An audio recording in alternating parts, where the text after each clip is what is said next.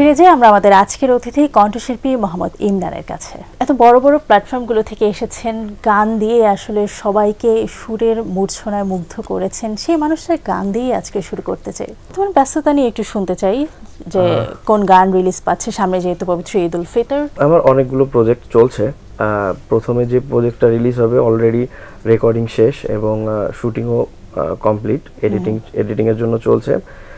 এটা হলো আপনার হৃদয় যে ভাইয়ের লেখা এবং টিউন কম্পোজ ফেলে গেলি আমায়, এই গানটি।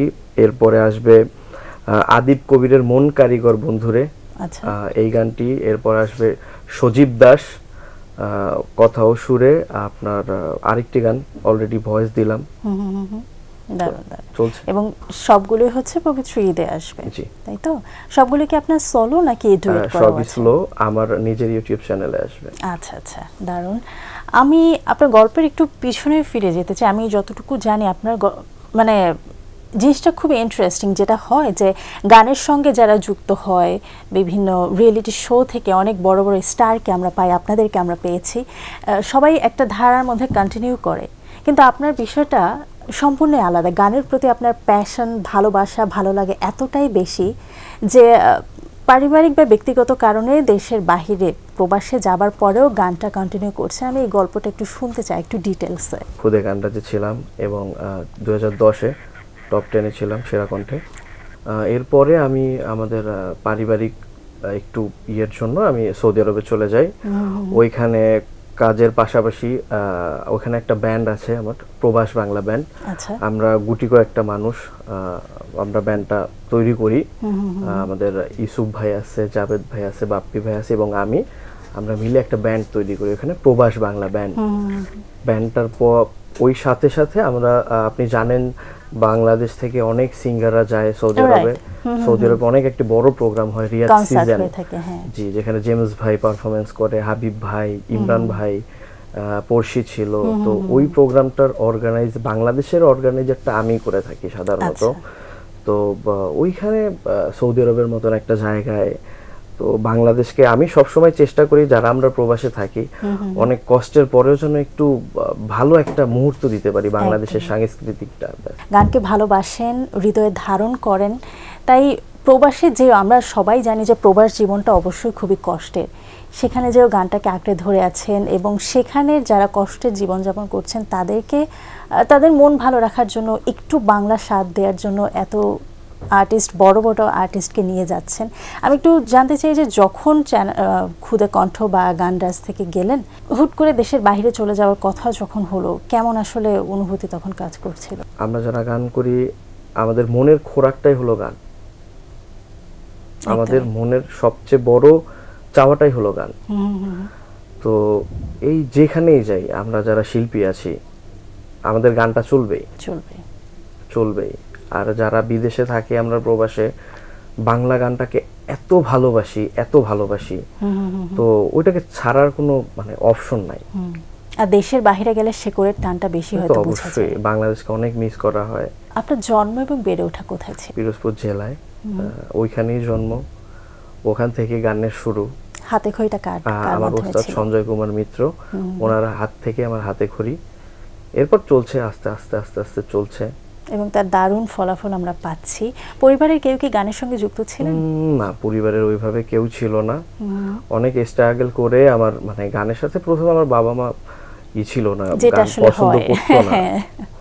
মফস্বলে এই জিনিসটা আরো অনেক বেশি হয়। তাদেরকে কনভিন্স করে তারপর ভর্তি হলেন কত বছর বয়সে? আমি তখন ক্লাস 5-এ পড়ি। তখন স্কুলে একটা প্রতিযোগিতা হয় পিরোজপুর জেলা ভিত্তিক, তখন ওইখানে আমাদের ক্লাস ম্যাডাম আমাকে নাম দিয়ে দেয় ওইখানে। তো আমি গিয়ে তো অনেক ভয় পাই, আমি তো কখনো হারমোনিয়াম দেখি নাই, তবলা দেখি নাই, তো খালি গলায় গান করলাম। ওই গানটা গাওয়ার পরে আমি অল জেলার মধ্যে ফার্স্ট ছিলাম তখন। কোন গানটা ছিল? মাগো ভাবনা কেন, এটা করা ছিল।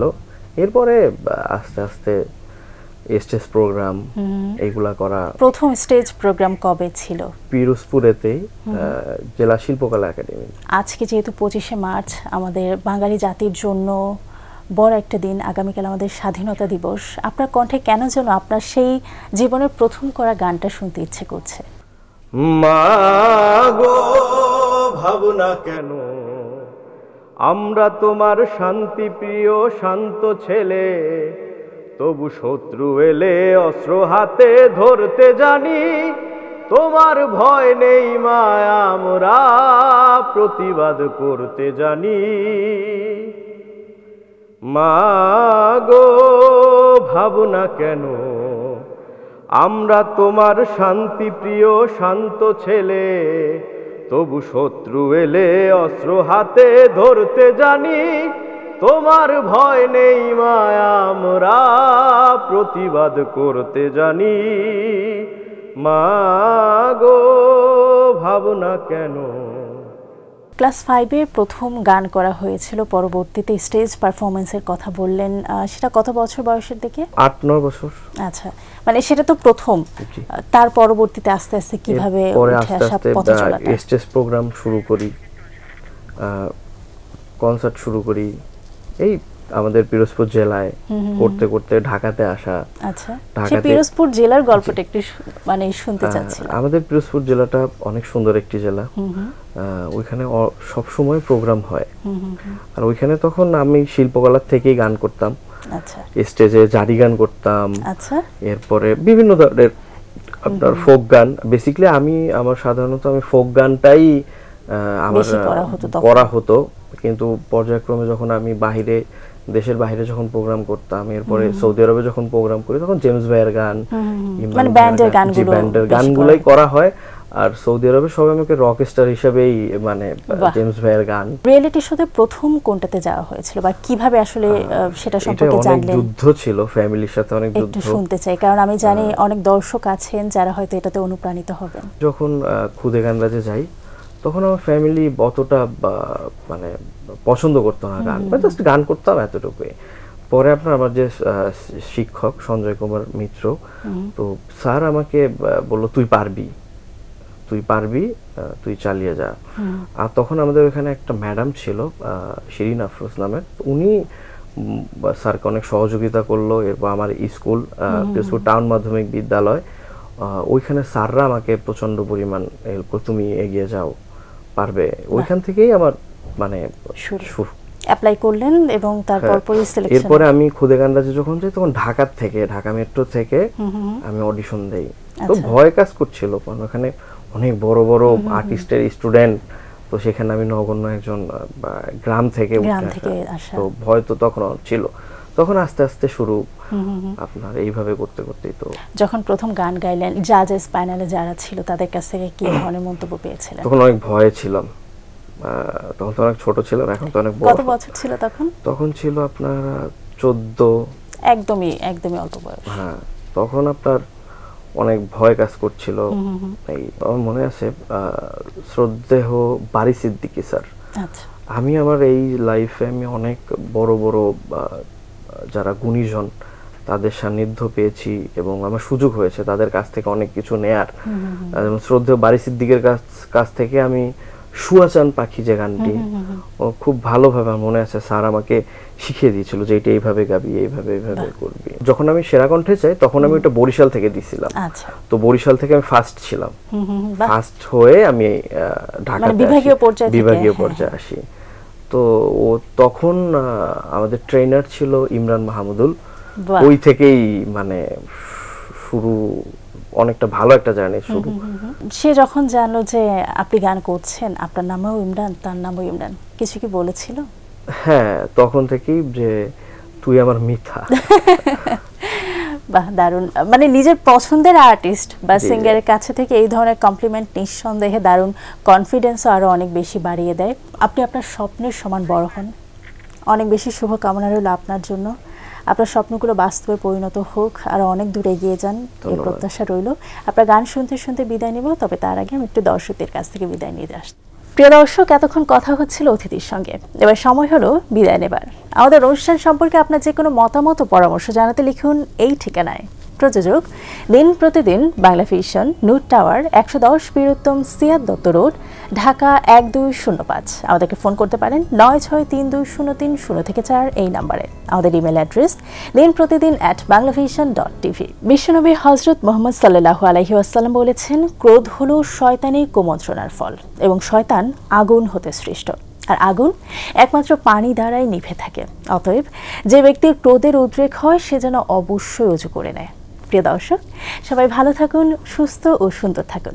আজ সারাদিন সবার জন্য শুভ ও কল্যাণময় হোক। এবারে গান শ্রদ্ধেয় পাগল হাসান ভাইয়ের, উনি কিছুদিন আগে মারা গেল, আমাদের ফোক গানের ভালো একজন লেখক সুরকার, ওনার একটি গান করছি। রুহুটারে কবজা কইরা আজরাইলে নিব ধইরা, শূন্য কায়া রইবে পইরা, কে শুনবে তার কান্দা গো। ও আল্লাহ, ও আল্লাহ, আমি এক পাপিষ্ট বান্দা। আন্ধাই পুরীর মানুষ আমি, আন্ধাই পুরীর মানুষ আমি, আর আন্ধাই ঘরের বাসিন্দা। ও আল্লাহ, ও আল্লাহ,